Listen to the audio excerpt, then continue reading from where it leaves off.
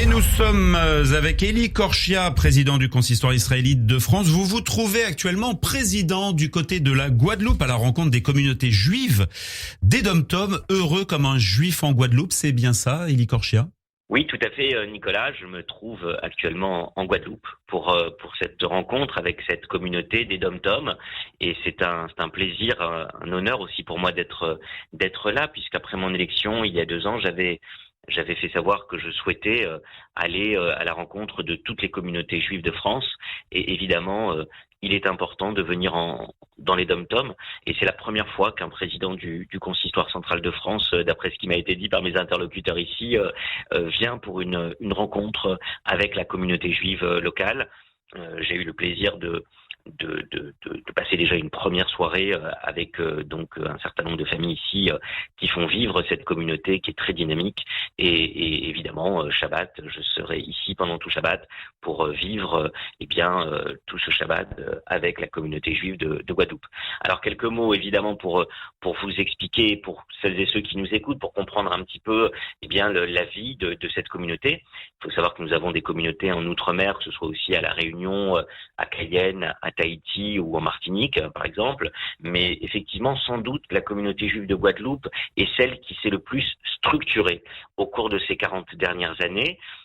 D'abord parce qu'il faut savoir que il y a eu des juifs qui se sont installés dès le début des années 1980. Et puis en 1988, après une première synagogue qui s'était construite grâce à quelques familles très très engagées, comme les familles Asseraf, Chétrit, Dadou, Noudray par exemple, il y a eu en 1988 la construction de cette très belle synagogue actuelle qui est située dans le quartier de Gosier, le quartier du Bas du Fort donc en Guadeloupe, à côté de Pointe-à-Pitre. Et donc effectivement, c'est une communauté qui s'est construite il y a 35 ans avec cette nouvelle synagogue surtout, qui permet d'avoir un centre communautaire, une synagogue, un mikvé et chose très importante pour celles et ceux qui s'impliquent et qui s'investissent ici, c'est l'école, avec donc une école juive qui permet d'accueillir les enfants de la communauté du primaire jusqu'à la fin du collège, jusqu'en 3e. Et ça, effectivement, c'est quelque chose de très précieux ici. J'en ai parlé avec toutes celles et ceux avec qui j'ai pu m'entretenir.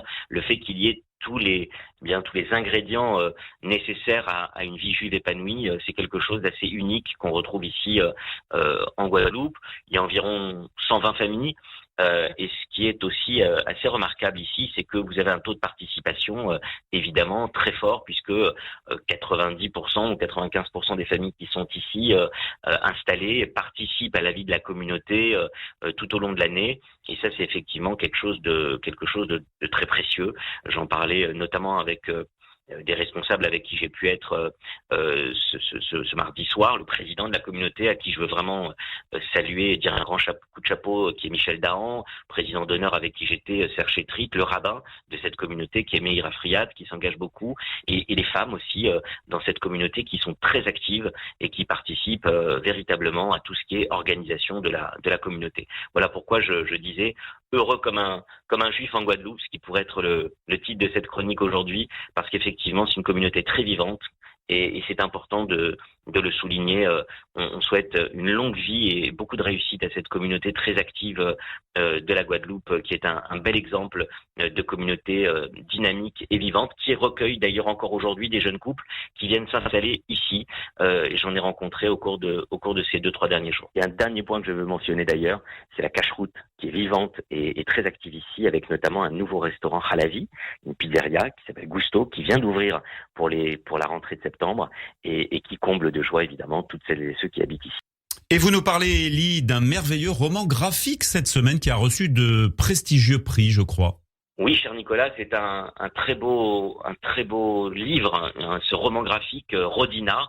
Alors Rodina, ça veut dire patrie en russe, et c'est un roman graphique de Baru, grand dessinateur, grand scénariste, qui a eu le Grand Prix d'Angoulême et le Fauve d'Or du meilleur album il y a près de 30 ans, en 1995.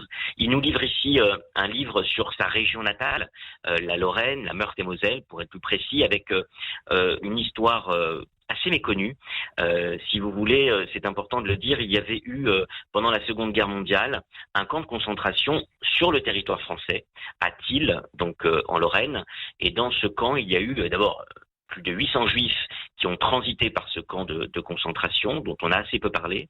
Et en même temps, il y avait un camp qui était situé à Hérouville, non loin de là, où il y avait eu plus de 600 femmes, donc originaires de Russie et des pays de l'Est, qui avaient été donc transférées, détenues dans ce camp, et une trentaine de femmes s'étaient évadées et s'étaient engagées dans la résistance sous le nom de Rodina. Et ce titre de Rodina, ce nom, c'est le nom qui avait été donné à ces femmes qui se sont engagées pour la résistance française, ces femmes russes, dont les deux principales leaders ont été nommés à la fin de la Seconde Guerre mondiale lieutenants des forces françaises libres. Donc elles étaient effectivement très très impliquées, et ces femmes ont été un modèle de résistance souvent inconnu, et qu'il était important qu'on puisse aujourd'hui mettre en lumière.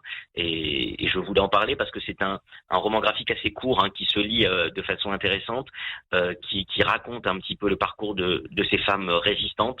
Et nous avions été avec le Grand Rabbin de France à Thiel, justement, devant le mémorial de ce camp de concentration, où le 30 octobre dernier, nous avions fait une cérémonie en présence de Yael Braun-Pivet, des élus évidemment régionaux, et de Patricia Millarales, la secrétaire d'État en charge de la mémoire et des anciens combattants. Et il y aura prochainement un parcours mémoriel plus dédié aux Juifs qui ont transité par ce camp, parce que c'était une histoire un petit peu méconnue, et puis surtout c'était un point qui ne figurait pas dans ce site mémoriel de Thiel. Et donc la ministre s'est engagée à ce qu'il y ait ce travail qui soit fait pour qu'il y ait une reconnaissance et une mise en avant effectivement sur ce site de Thiel, sur ce camp de concentration français.